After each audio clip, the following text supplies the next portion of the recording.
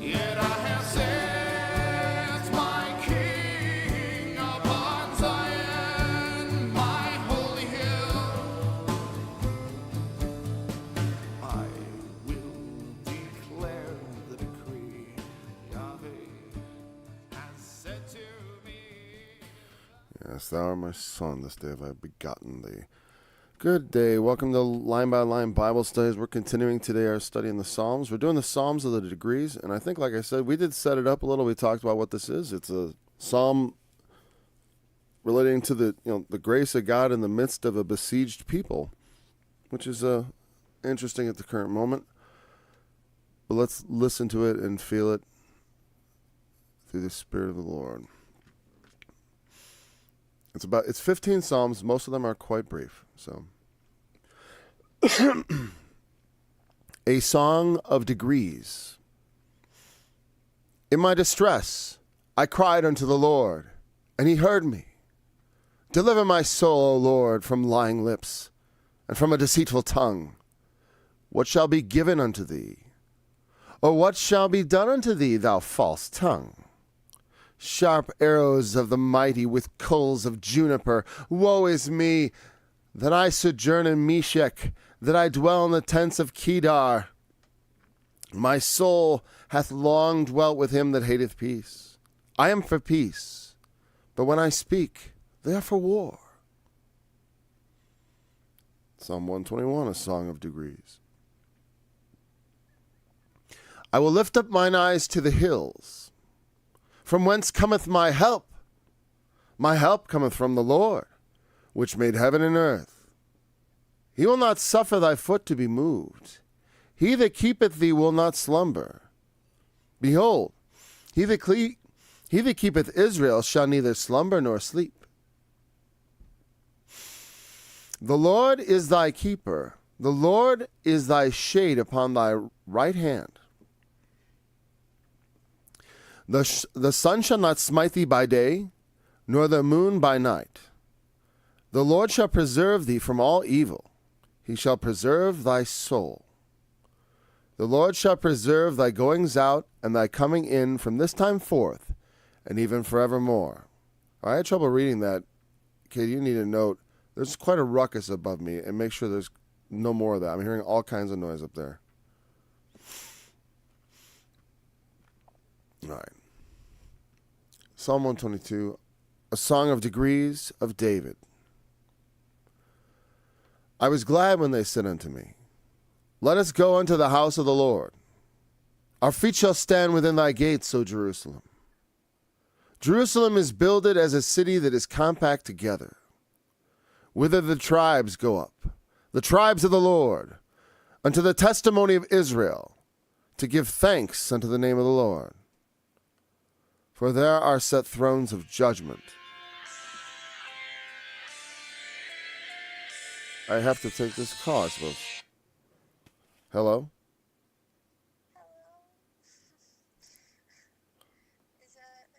I'm in the is this an emergency? I'm on a live stream right now. I took this because you called. Okay, goodbye.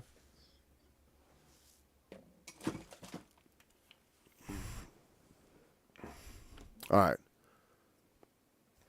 I'm going to start this over again. Psalm 122. A song of degrees of David. I was glad when they said unto me, let us go unto the house of the Lord. Our feet shall stand within thy gates, O Jerusalem. Jerusalem is builded as a city that is compact together, whither the tribes go up, the tribes of the Lord, unto the testimony of Israel, to give thanks unto the name of the Lord. For there are set thrones of judgment, the thrones of the house of David. Pray for the peace of Jerusalem. They shall prosper that love thee. Peace be within thy walls, and prosperity within thy palaces. For my brethren and companions' sake, I will now say, peace be within thee.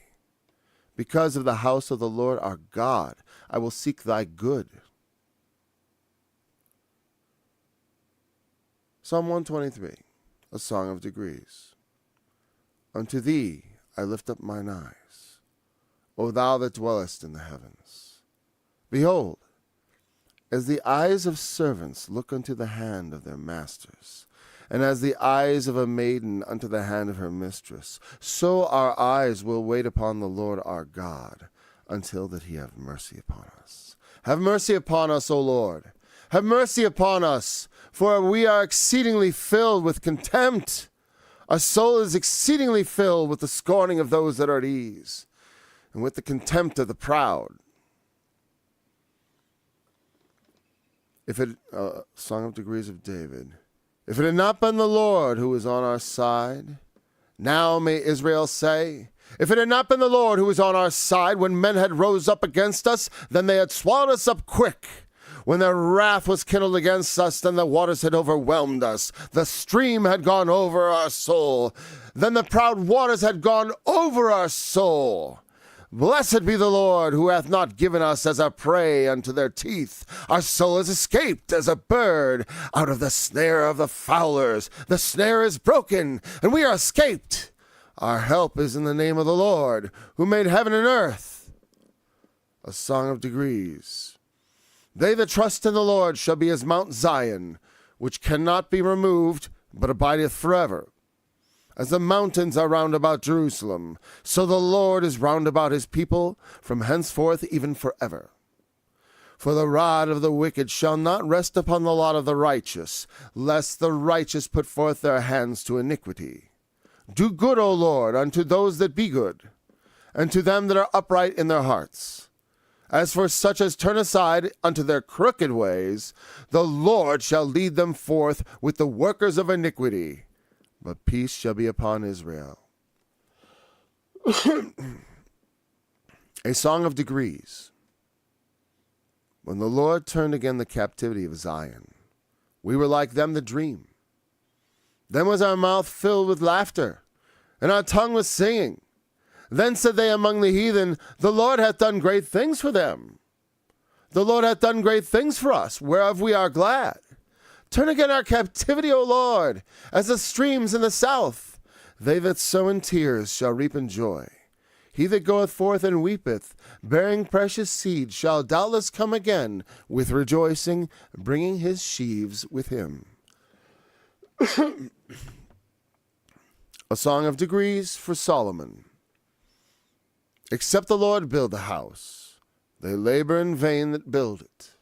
Except the Lord keep the city, the watchman waketh but in vain. It is vain for you to rise up early, to sit up late to eat the bread of sorrows, for so he giveth his beloved sleep.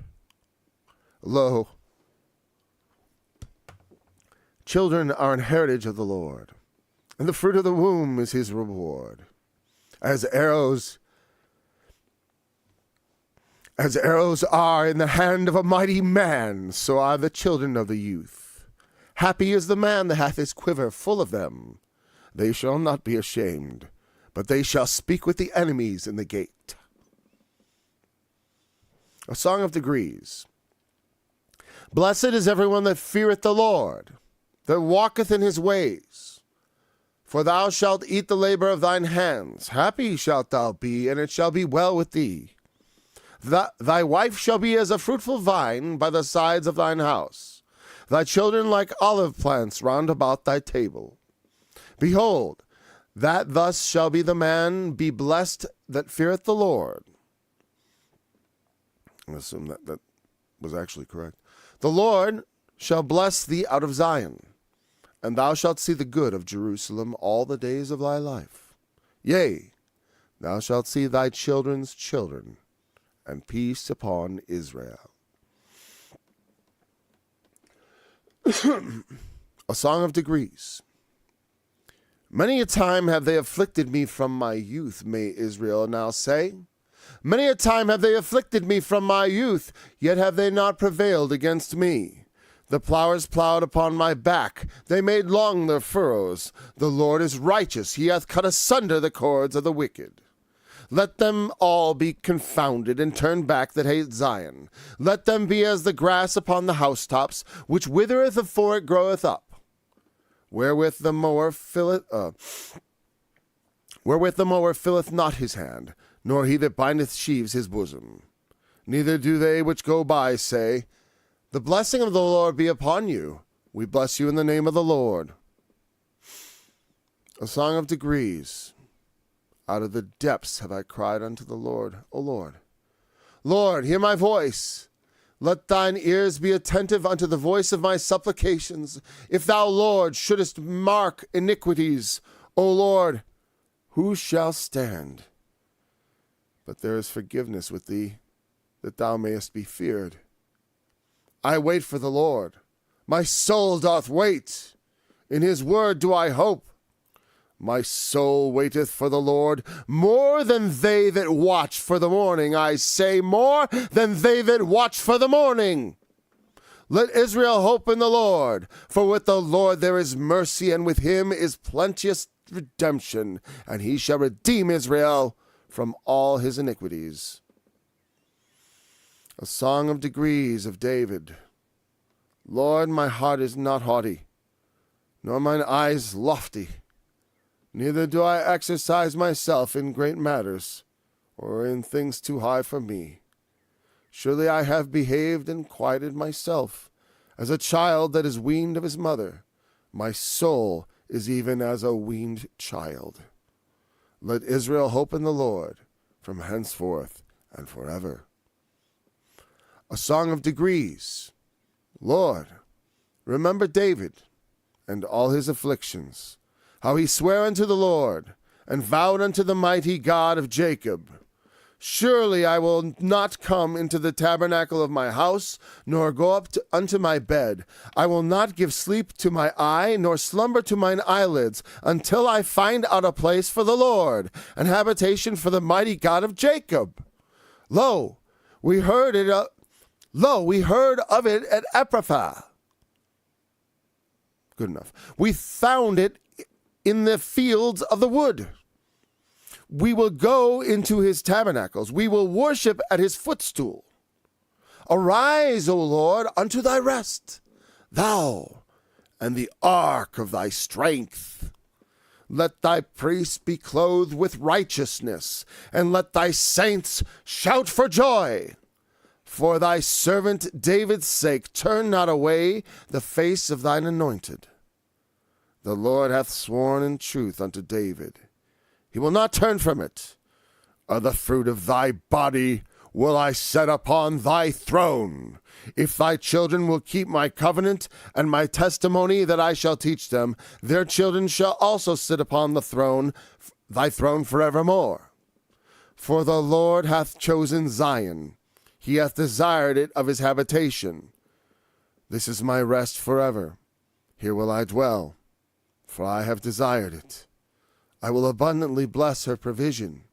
I will satisfy her poor with bread. I will also clothe her priests with salvation, and her saints shall shout aloud for joy. There will I make the horn of David to bud.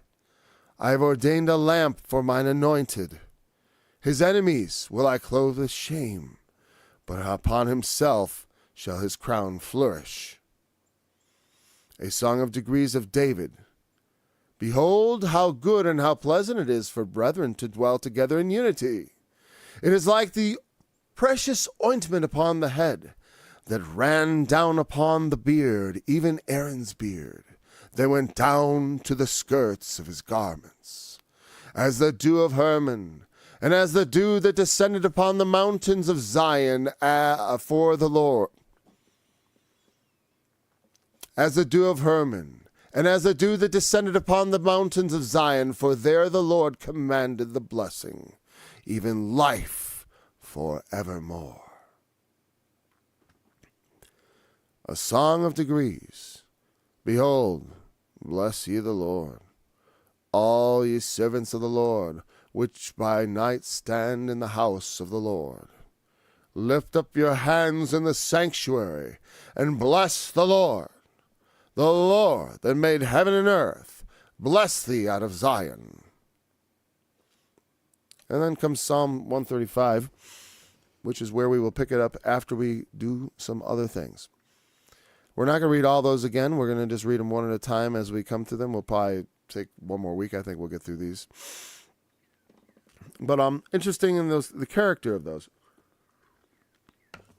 And they memorialize the 15 of them. The 15 degrees that God made the dial go back by, the shadow of the I don't know if does it say sundial, but it's degrees. That's what it means, basically. I have to, give me one moment here. I got to clear my throat. I don't want to do it into the mic.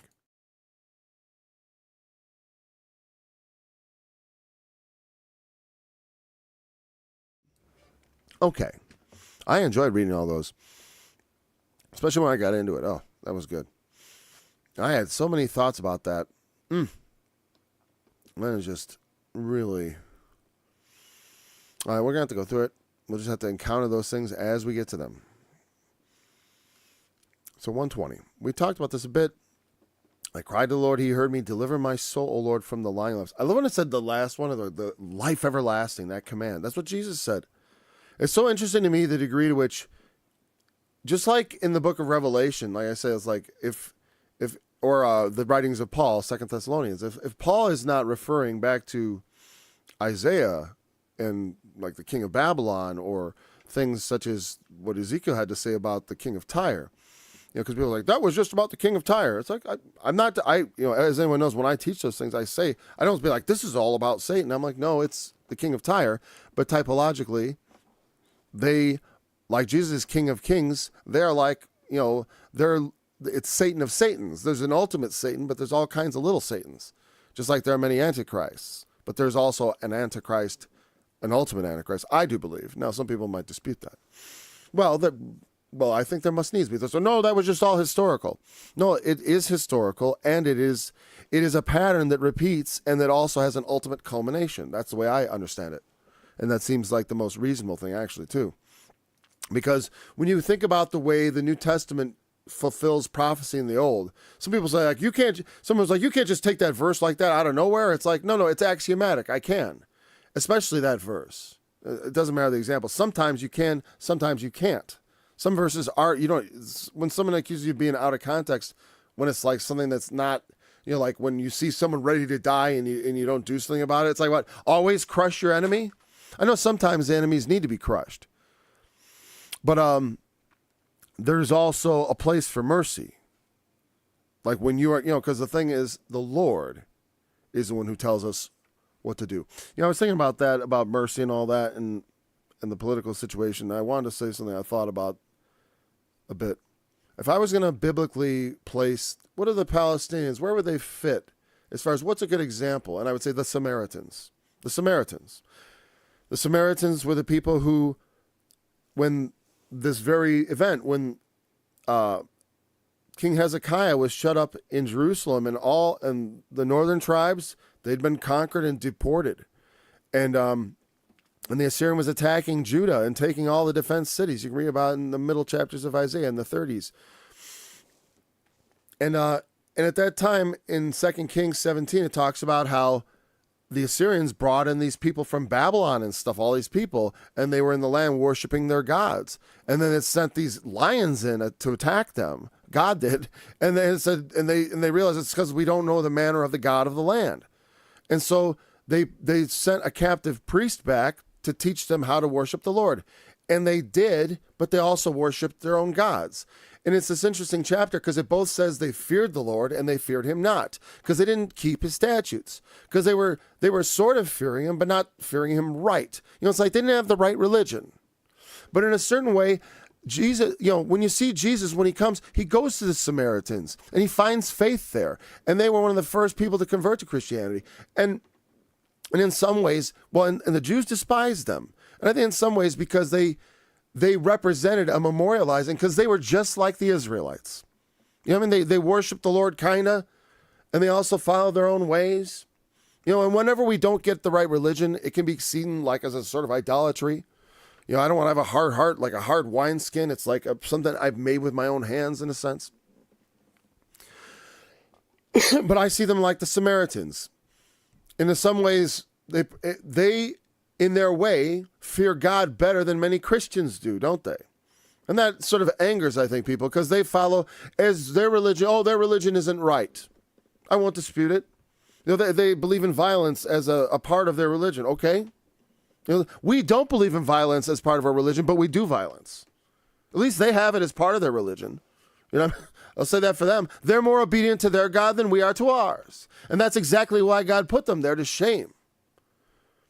And I tell you, unless you repent, I don't mean anyone specifically, it's like it says, I tell you, many of them will go into the kingdom ahead of many alive today who think they have the right religion.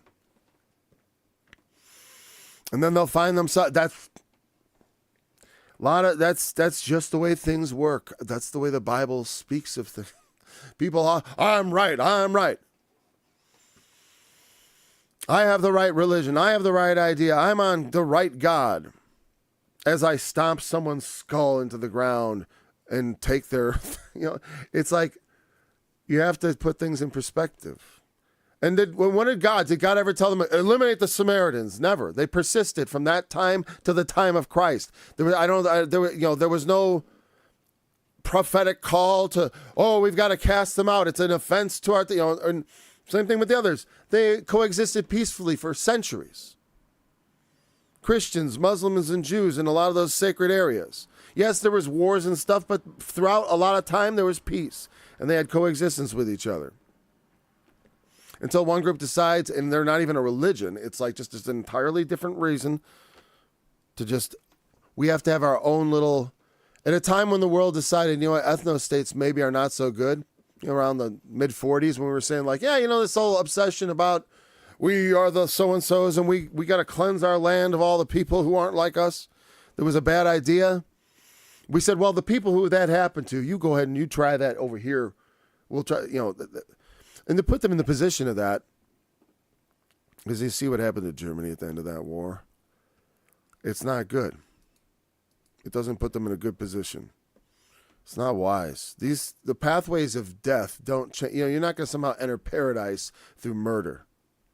It just doesn't work that way. War won't give way. War will yield more war. Wars and rumors of wars. We're going to get it. I wish we could have peace. I still call for peace, just like this. I talk of peace. They are for war. They're for war. We got to fight them. Like it says, they shall speak with the enemy in the gate. What does that mean? Negotiate. Speak with the enemy in the gate. That's how Hezekiah survived. He did not fight off the king of Assyria. He negotiated. And the Lord did the killing for him. He didn't have to kill anybody. Negotiated and they retreated. But he spoke. He knew he couldn't fight. He had to trust in the Lord. He did not yield. How could you yield? To death. Come out to us, become our servants, serve our God. No. Anyways. Deliver my soul from lying lips and from a deceitful tongue. Of course, you can take that two ways. They mean it as an enemy, but also remember the first enemy is yourself. All liars shall have their part in the lake which burneth with fire and brimstone. We want to be concerned with the truth. And to be truthful in the least thing is the most important. Because when you're faithful in that which is least, it gets you're going to be in that which is greater. Because you say this was true of me. I lied on the things to protect other people's feelings and stuff like that. And discretion is a good thing. You do not always have to speak everything. You can have a filter or develop one if you don't have one. It is a wise thing to possess. Somehow that you don't always just shout out every thought that comes in your mind that you think is true, because it may be true but not wise to say so. A wise man keepeth his tongue. So there's that, but a wise man also does not deceive with his tongue. Unless he wants to wreak havoc and destruction. In which case, when you have a violent enemy, like I said, you don't owe them the truth. And, so I would be, like I said, if I had Anne Frank in my basement, I would be tempted to lie, okay? If they asked, do you have Anne Frank in your basement? Speak now, and there was no way to, to get through it. And if you don't know who Anne Frank is, Diary of Anne Frank, it was a book we had to read in high school. She was a girl who was hidden during the Holocaust and during World War II. She was hidden in someone's house and that she kept a diary, right? Yeah, so deliver my soul, O Lord, from lying lips and from a deceitful tongue. Mostly that is slander spoken against you. People, because they don't like you, they are willing to say all kinds of evil things against you. And especially for the sake of the Lord Jesus. If you serve the Lord Jesus, then you can expect them to say contemptible things about you and lie about you. I get lied about all the time. That's all right. It's like, what can I do? So when someone says, someone once said, like, what do you do about people who want to, boost your thing if they want to say something nice about you? It's like, while I understand in the New Testament there was that one woman who was demon possessed. These are the servants of the Most High God. I mean, I don't necessarily want someone to turn me into a circus or make it look like some sort of weird, this guy, he's just something special. Like get too weird about it. But, I can't control what my enemies say about me, and I certainly don't seek to control what my friends say either. Like say what you will, obviously using your discretion. I always feel like if you're a friend of mine, you know how to keep your tongue. So, what shall be given unto thee, or what shall be done unto thee, thou false tongue? Sharp arrows of the mighty with coals of juniper. That's it. I wish I was gonna look into that, like in Bullinger's notes. I was like, what'd you say about that? So now I'm gonna have to think about it. Well, coals of juniper, obviously, I'm assuming there's something about the burning of juniper wood, and it for some reason it makes my mind run to the movie The Life of Brian, where they were arguing about the juniper berries. Wasn't it juniper berries? Those are my juniper bushes. Anyways, coals of juniper. What I'm thinking is that the mighty have sharp arrows. Just like there are many fiery darts of the wicked, but we also have arrows. The man who is blessed have his quiver full of them, right? Well, they say a quiver was 9 or something like that. I got the full 9 now or something, if that's indeed a quiver, or is it 7? I forget. Happy as that man. All right, so, but the ideas of arrows and stuff, it's like a power. I always think it's funny when people talk about the book of Revelation when they say that the first horse, he has a bow with no arrows. It doesn't say with no arrows. I presume the arrows because he has a bow. If you see a man with I think I made this thing before. If you see a guy with a gun, it's like he had a gun, and then you just presume, but no bullets, right? he had a gun. Oh, but no bullets. I only see a gun. No, wait. When I see someone with a gun, I presume it also indicating bullets. He had a gun and bullets. It doesn't have to say he had a bow and arrows. It neglects to add that he had an arrow, but very often, it says, let's seek some bread. They would speak like that. That means let's go get something to eat. And saying he had a bow, it means he was a bowman. He had distancing. He had arrows. And so, anyways, that's just a little side. It's something, don't let people railroad you into, it says no arrows. It's like, but it didn't. It didn't say no arrows.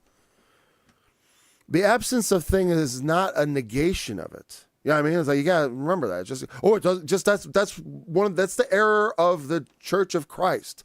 It's like the absence of mentioning, thou shalt use instruments to play music to the Lord in the New Testament, because it doesn't say that.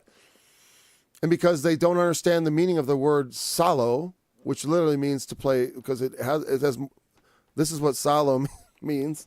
Okay, to use the fingers to play a musical instrument and sing along with it. It literally means a musically accompanied piece. And the Old Testament is filled with references to music. Of course, as a musician, it sticks that kind of legalism particularly gets in my craw. And, I don't know.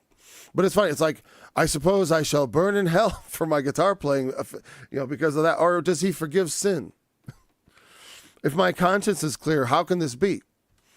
Have you been circumcised? Where's the tassels on your garments? Where are your, have you not kept every jot and tittle of the law? Oh, no, we're New Testament Christians. That's right. I forget that's how it goes. I could find things there also. Do you ever eat anything strangled? Are you sure? Anyways. All right. You ever had any blood? Anything? French onion soup? I'm going to get you somewhere. Because legalism, like I said, wherever they are straining out gnats, you can guarantee, we can have music instruments. Perfect example of gnat straining.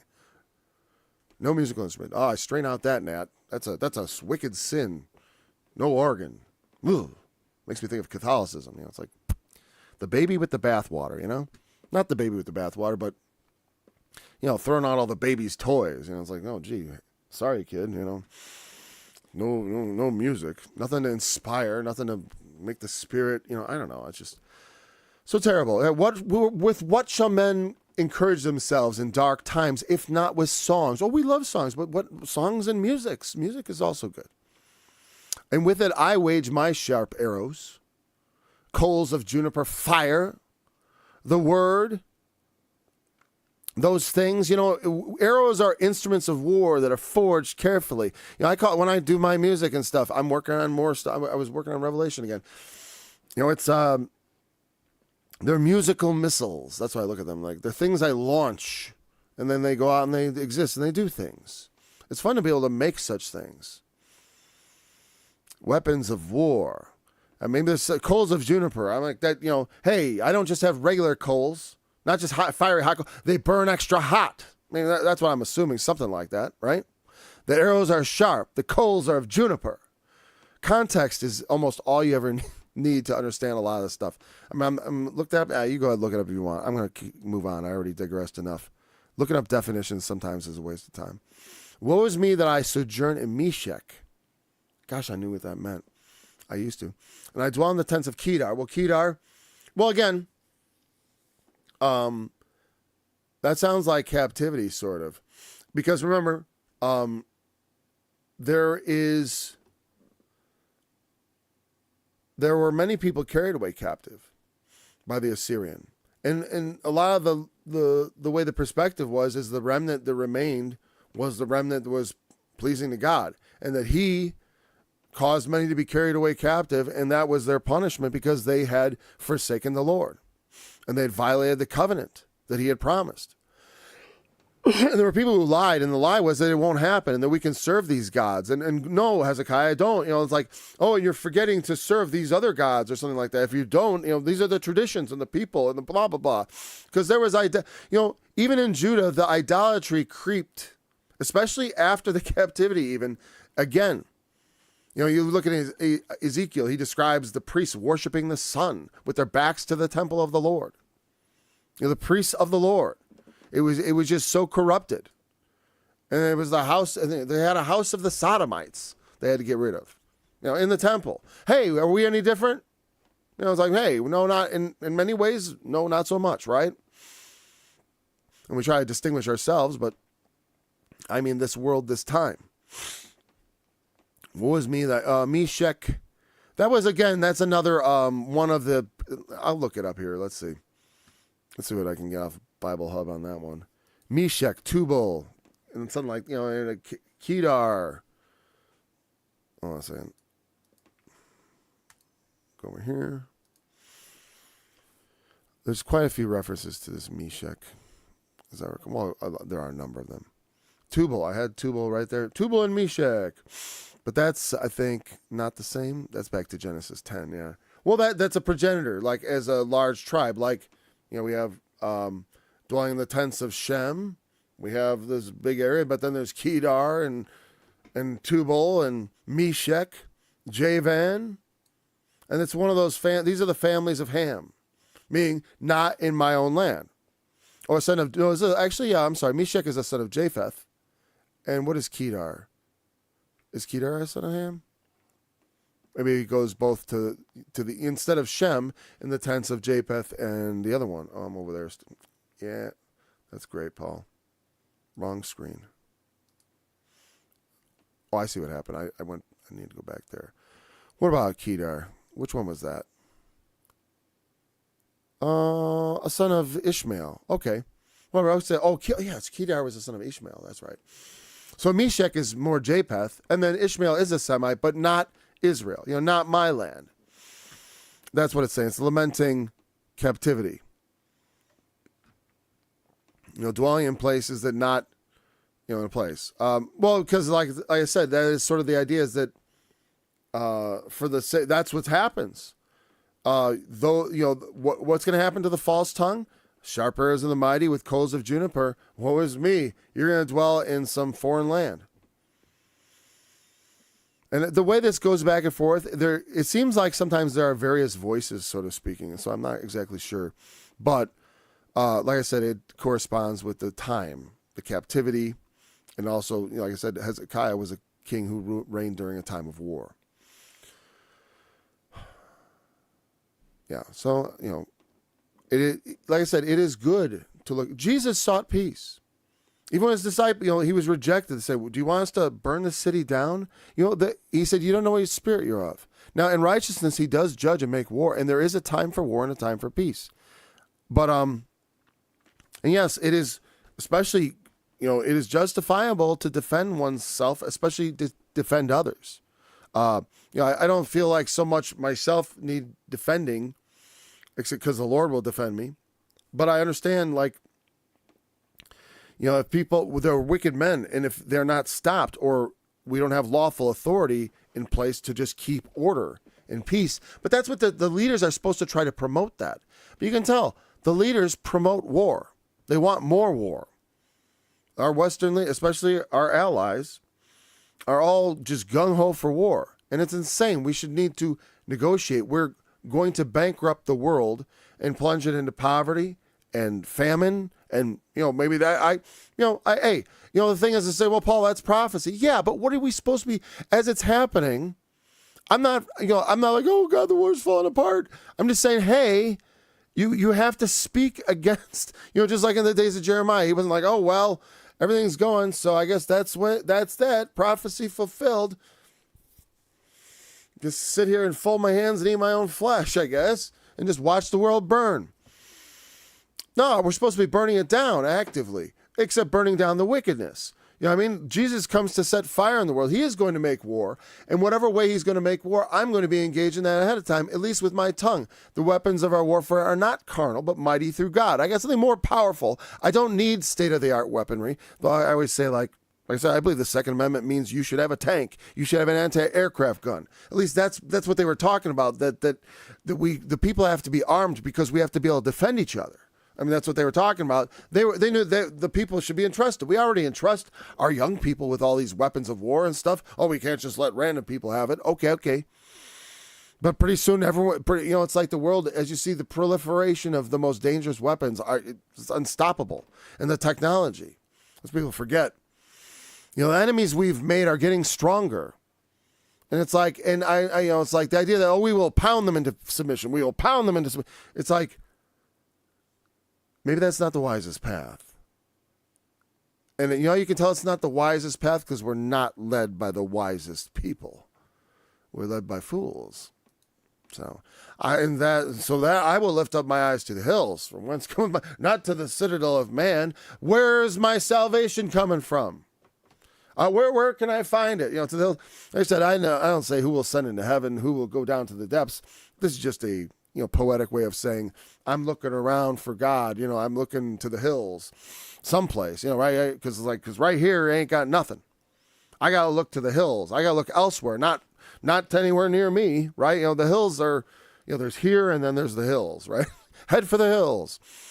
And I'm sure very similar kind of thing, idiomatically. Now, my help cometh from the Lord, which made heaven and earth. Ultimately, if you want to be truly saved, you want to have salvation for your soul eternally, you must put your trust in the Lord. I'm going to have a much greater, I can defend myself. The Lord knows. He'll forgive my sins. If I'm tempted to kill in Christ, defend my family, if it may be so, but I know it would be better for me to trust the Lord and to use the word of the Lord as my defense. It's like, that when George Lucas wrote Star Wars and he wrote, use the Force, Luke, you can tell there's a Christian influence to the idea. It's like, yes, use faith, trust, don't use machinery and all the things of man to get, the target in your sights. You keep your eyes on Christ. That is, the Force is like Jesus, like that. It'd be funny if someone made a version of it where they just like, Jesus instead of the light side. It was like the dark side that just said Satan. Your power, you would not You cannot conceive of the power of Satan. You know, like, it's like, I play Satan, the dark, instead of the dark side. Whatever. But I'm just saying. Not that you should doctrinally consider that, but it's a, you know, you should preferentially, you know, use the, Jesus did say, if you don't have a sword, go buy one, you know, when he left. There is a time for carrying swords. Like I said, I own weaponry. I know how to use it. No, I counsel others to obtain them because it is a deterrent. You don't want to be unarmed. I like to be armed but not use it. That is what the definition of truly meekness is to be able to, well, at least as Jordan Peterson defined it, but I like that definition, to be able to carry a sword and handle it, but to have the restraint not to use it. That is how the restraint there is. That's what refers to meekness, not a hothead, not so. No, I'm meek. I'm not just going to pull my weapon at a given moment. I'm not likely to go to, you know, to fists. And that's true. I mean, when I was young, I had on a few occasions resorted to violence, but not to any real consequence. Thank God. You know, I never had to be arrested or anything. That, you know. I suppose I could have, but the statute of limitations on that has run out, so thank the Lord. And he's a friend, you know, so no resentment there. All the other guys ever cut it up with, well, not all of them, but I bet the other ones probably would make well. When men are in a conflict physically, it's actually less resentful than one might think, right? Especially if it's not really based on anything, which is usually the case. You know, people have problems and then they take it out on random other people, and it shouldn't. And then when they realize the humanity of the other person, oftentimes, unless they're a psychopath, you know, there's oh, you're all right, we can be pals. Not that exactly ever happened to me, but because I always talked my way down for the most part. Some little guy wanted to pick a fight with me. I could tell he was maybe a little bit too much to drink, and also, it's not a good idea. Bad things can, you know, people sometimes think they can just brawl, but it's like sometimes people get killed, and that no one intends it. And you thought you were going out for a good time. I mean, I know some guys are like this. They like to go out and fight. Don't be a striker, as it says in the New Testament. I mean, someone who likes to go hitting people. I mean, there is a place for that if you want to do it sports-like, you know, in a boxing ring, that's appropriate, or the octagon, you know, with people who are willing to try that out. You know, don't take advantage of beginners and, you know, stuff like that. I always, you know, teach I don't want to call it I don't really teach martial arts. I don't think of it like that. But those things like wrestling and grappling and stuff, those skills with, I always teach them to use them wisely. You know, you want to be strong and formidable. That protects someone. You know, that gives the enemy pause. They don't just come at you willy-nilly because they know. It's like, well, you know, he says he's a man of peace, but he's also a man of strength. And so we have reason to be cautious. And ultimately, like I said, I have the Lord for my help. That's where I'm really looking. That's my ace in the hole, and that's my first resort. So that gives me utter confidence of, you know, because it's like, hey, I have resurrection power to live forever. What can you do to me? Take this all away from me? It's just temporary. I was busy. I was doing stuff, but it can all be done. You know, hey, the Lord, tell me when I'm done. You know, I want to do more, Lord, but hey, there's always eternity. Like I said, I used to worry like, oh, if I don't finish the works. I don't never want to finish the works. There's plenty of works to do. Eventually, I'll set the whole Bible to music. That'll probably be long after my life in this world. My version of the scriptures, you know. You come around and hear it sometime. The Lord is thy keeper. The Lord is thy shade upon thy right hand. He that keepeth Israel shall neither slumber nor sleep. Oh, yeah. See, now, these are these kind of promises. He will not suffer thy foot to be moved. He that keepeth thee will not slumber. It's true. He never slumbers. He is never off guard for you. Now, often we feel like I said, my God, why have you forsaken me? Oh, bad things are happening, right? God, are you sleeping? Where'd you go? The Lord arose as if from a sleep, like a warrior overcome with wine. He drove back his adversaries and smote them on their pots behind, right? He's only like someone who's asleep. He doesn't sleep. He doesn't need to. The Lord Jesus did sleep, though, which is an interesting irony, right? Because the Lord never slumbers or sleep, because God didn't. But he could rest as a human in the bed, knowing, in the boat I meant, in the ship, as they were tossed on the sea, rest just like a baby, knowing that he was going to the other side. And I wish to have that thing, knowing that when I sleep, the Lord is awake. The Lord watches me.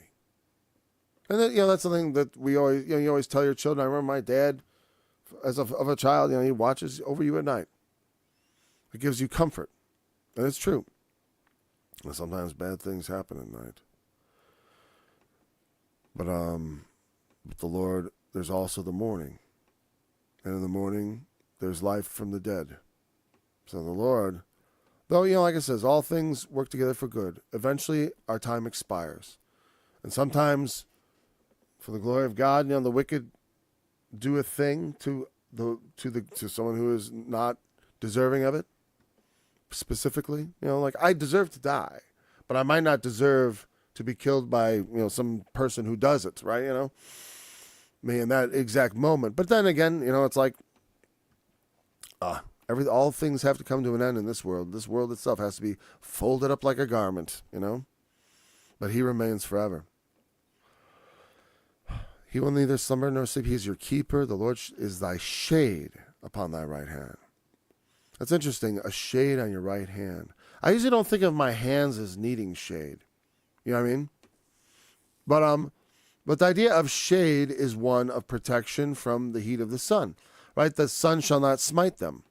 Now, the right hand is really just a metaphor for the work you do. And so when it says he's a shade upon your right hand, he's talking about being, as you labor, he covers you over and protects you from the heat of it.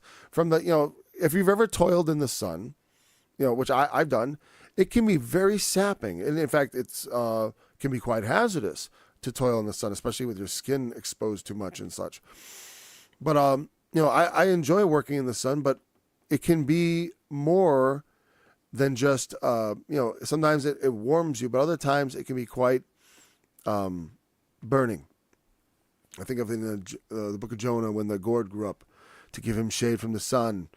And then it died and he cursed it, which is, it's just how people are. It's like, why is it the gourd's fault? Why is it this people's fault that Israel has sinned? They don't know the right hand from the left. You want me to destroy them all? This thing you neither labored for, you're upset about it. The Lord is a shade upon thy right hand. When you do things and it, it's like, and it is like, sometimes the toil of this life, the labor of this life, the knowledge of the Lord takes at least some of the bitterness off of it and makes it sweeter, and makes it less trying, less toiling, less taxing, less toilsome, I should say, less toilsome and taxing. There we go. I'm finally coming up with the proper adjectives. Getting annoyed. The sun shall not smite thee by day, nor the moon by night. The Lord shall preserve thee from all evil, and shall preserve thy soul. Oh, I can do whatever I want, right? I can do whatever I want. Well, what is this? My help coming from? This is a statement of faith, because I trust in the Lord. Like I said, I trust in the Lord. And, but we can't be like, when Satan tempted the Lord Jesus in the temptation of Christ. Always remember that with all those promises. Because it is just like Paul when he says, God forbid. We do not sin the more that grace may abound. We honor the sacrifice of Christ we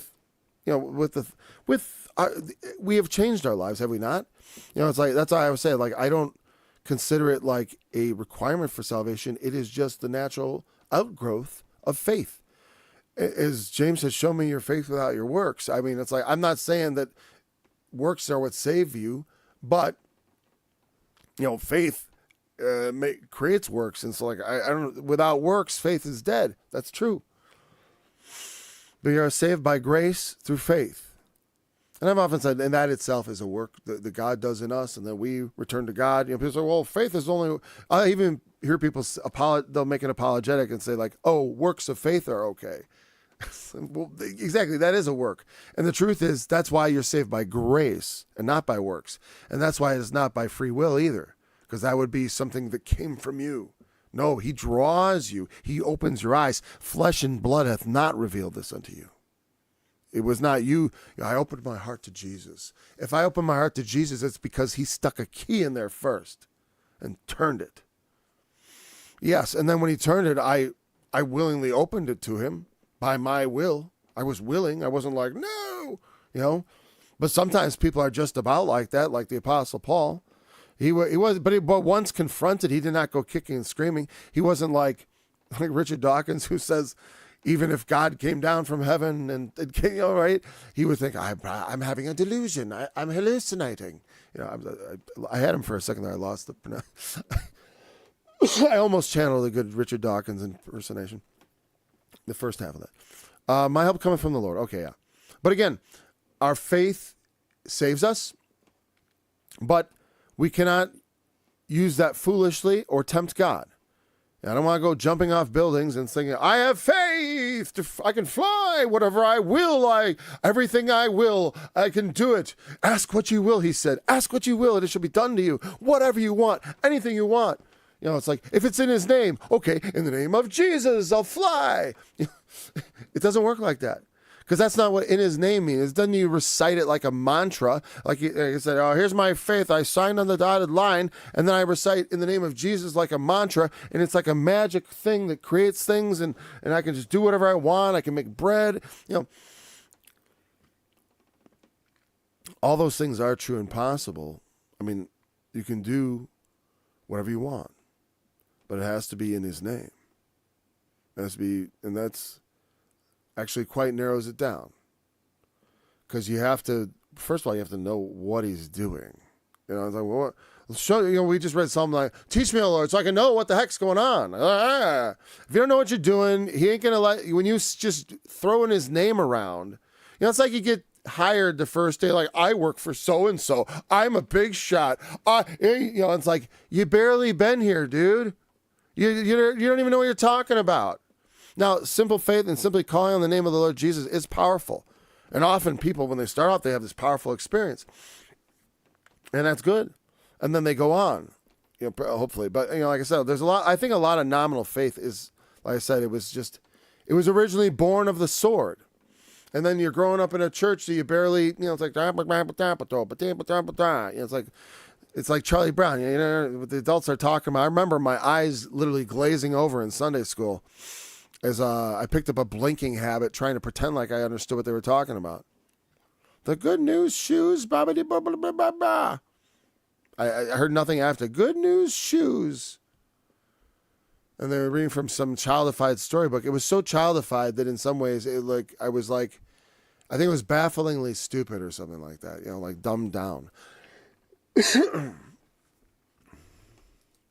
remember wanting to get it and blinking my eyes furiously. This was communion class, which was the end of my Catholic career as a practicing Catholic after First Communion. Never went on. Okay, that's good for that. Thy goings out and thy coming in from this time forth, even forevermore. You know, you see in this psalm getting more explicitly also towards everlasting life. Like I said, which of course implies resurrection.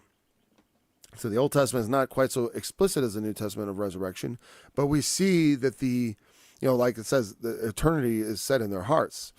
You know, there is this sort of sense of like, wait a second. You know, you say the righteous are going to be rewarded and the wicked are going to be punished and all that, but if it's all about this life, then it's just vain, because the same thing happens to all of us, and we're all sinners. You know, if you, like, I love that part where he says, if you were to really, you know, what was that one where he said, you know, who would stand in your sight if you were really to count, if you were to mark iniquity, you know, like who's really going to stand? That's like when it talks about good people, you know, it's like good people. Relatively good. That's why I say all the righteous men of the Old Testament, don't think of them as paragons. Think of them as relatively good with God's mercy. That explains a lot of their things where you're like, oh, how do we explain how the patriarch did this? They're like, oh, we got to justify it. We got to justify it. You know, And just like with divorce, it's like, you're saying, no, that's for the hardness of men's hearts. Slavery, it's a hardness of men's hearts. Yeah, put some sort of rules around it. Besides, it's a good lesson to be owned by someone else, or to be owned by something, to be owned, the slave of sin. As like someone was complaining about slavery, I was like, I'm a slave of Jesus Christ. Who do you serve? Because I know you're a slave to something, you know? That's a good point right here. Here we get to the slaves, right? As the eyes of the servant. I lift up my eyes to you, O you who dwell in the heavens. It is very natural to lift your eyes up in prayer. Sometimes or to put them down, so as to not, like, Lord, I cannot look upon you, sort of thing, to divert them in humility, or to raise them up in the seeking way. There's, people try to tell you, like I said, I got in trouble for church for putting my hands out like this. Or no, it was the other way. I had them like in palms inward. Oh, that's not the way we do it. That's not the way we do it. And was I being intentionally provocative? Not exactly. I didn't feel like being just like following what everyone else was doing. But I did feel like this urge to kind of lift up my hands, or I wanted to try it, but I didn't want to be seen to be copying. I was always very much just for no reason, stupidly. It's my own personality. I never liked to be accused. I always liked to be original. I never copied. And being accused of copying in school offended me deeply, because I never copied anyone else's work. I was always very proud of my own work. As anyone knows who's ever worked with me, I'm incredibly difficult to work with because I like to control things. That's why that's a confession, not a brag or anything. It's like, there you go. Anyways, but in the Lord, I learned to let go of that and to be controlled by another. That's a lesson for me. God dwells in the heavens, you upon earth. Therefore, let your words be few. It doesn't mean we don't talk, but when we speak, let's speak of the things of the Lord. And when I speak of God's things, I hope that the things I say are the things that he would wish said. And they are not my words, but his words, because the Spirit of God dwells in me. Behold, and it's just, and like all these things, they come with the Spirit, and then whatever.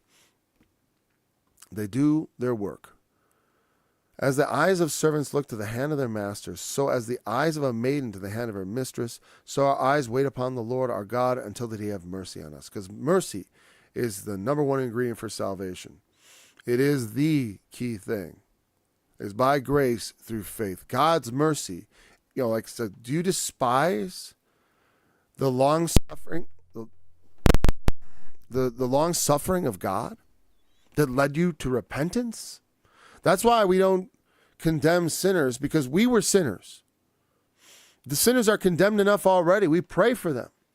You pray for them. Bless them because they're cursed. Pray for their blessing. God bless them. They know not what they do. Forgive them, is what he said. But it's similar sentiment. That's why he said, bless and curse not. And that's truly why. Do good to them that hate you. You'll pour coals of fire on their head, or you might even change their hearts. Who knows? One or the other. That's the thing, is it takes something like that to change someone. Something that they don't expect. Responding with mercy as opposed to with violence. You hurt me, I hurt you. Especially not, I understand a lot, especially when things are not so, big and grand as like nations, personal slights. Don't make war on each other, even if it's just that struggle that humans have to coexist together in peace. As much as it lieth in you, live peaceably with all men. What does it mean to wait upon the Lord with our eyes? We need to look to the Lord consistently, just like a servant. And a servant is no different than an employee in many ways. I mean, except that you can quit. But I'm pointing, when you're at your work, you can quit. But the point is, while you're there, you have to do what you're told, right? It's your job. You have a job. It's no different from a servant. It's like, well, what's the boss want? It's like, whatever my job is, I got to go do. Like if you're starting a job, they'll explain to you, okay, here's what you do. You got to do that. So I don't like my job. Whatever. Whatever you do unto the Lord. That's the attitude of the scripture. Yes, it's, like I said, divorce is a sin. Slavery is a sin. But it doesn't, or due to sin. Like some men are slaves because of the sins of others. Other men are slaves for their own sins. Like I'm a slave of Jesus Christ because of my sins. No one enslaved me. You know what I mean? And other times people are, 'cause people go to war, they sin and they kidnap people. Kidnappers have their part in the lake of fire. Enslavers. It says so in the book of Revelation, right?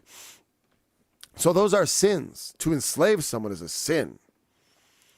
But what do you do with a slave? Well, there's all kinds of rules, like the biblical fugitive slave law, Deuteronomy 23, I think. Thou shalt not return the slave that has escaped from his master unto him. I mean, if they run away from their servitude, if it's grievous enough for them to run, you were to allow them to dwell in your city and not oppress them. You know, that's what it said. Anyways, but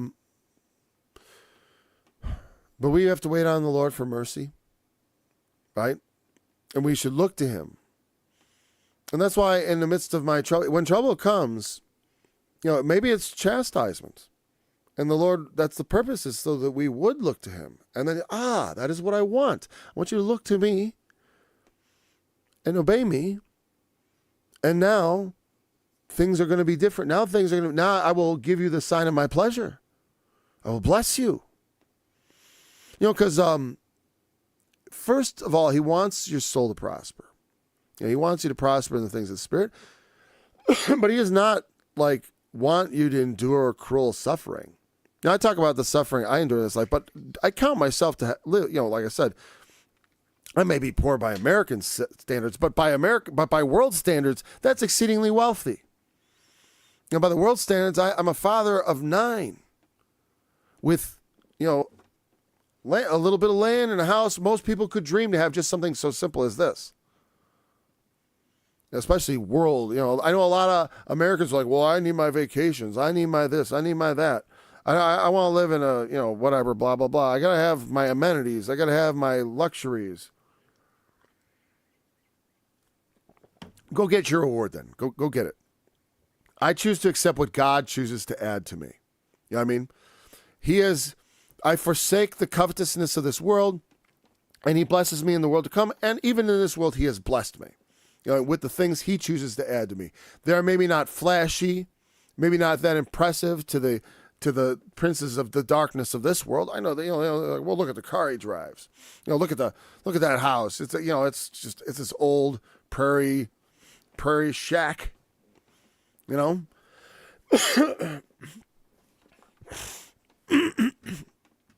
All the bedrooms are in a converted attic. Like, this is the original bedroom. Or actually, I think the bathroom was the original bedroom. There was no bathroom. This place was built in 1866. I like it. To me, it's a house. I didn't build it even, I bought it. Well, I've built it. I built upon it anyways, right, Lord? I remember I actually have a version of this song, it is a song. I made my own. I translated contempt mockery there. For we are exceedingly filled with a mockery. Our soul is exceedingly filled with the scorning of those that are ease, and with the contempt of the proud. If it had not been the Lord who was on our side, now may Israel say. I don't think I ever recorded that. Not even a scratch version, oddly. I don't even know if I ever wrote it down. I just remember it. To thee I lift up mine eyes, O thou that dwellest in the heavens. Yep. But there we go. Our soul is exceedingly filled with the scorning. That and here's the thing: that can be trying. People really giving it to you, mocking, holding you in contempt. The proud. Like I said, we are nothing. A lot of people look at me as like, Paul's got a lot. He's got all this stuff and blah blah. It's like, meaning the blessings God has blessed me with. People for whom that is something of value. They say, oh, he's been given many valuable things. That is true. But the world, those things are meaningless. There's contempt to them. To them, that's, to the ditch, that belongs in the grave with me. That stuff belongs on the ash heap of history, because they want to forge a new proud world, where all the contempt that you can imagine will be heaped upon Christians and all who are such. Hey, hello there. I'm just wrapping up. Okay, so we're going to pick it up at Psalm 124 tomorrow. Or not, tomorrow. We have one more day, Friday. Anyways, and then until then, thanks for joining me. I look forward to being back again tomorrow. Remember, the testimony of Jesus is the spirit of prophecy.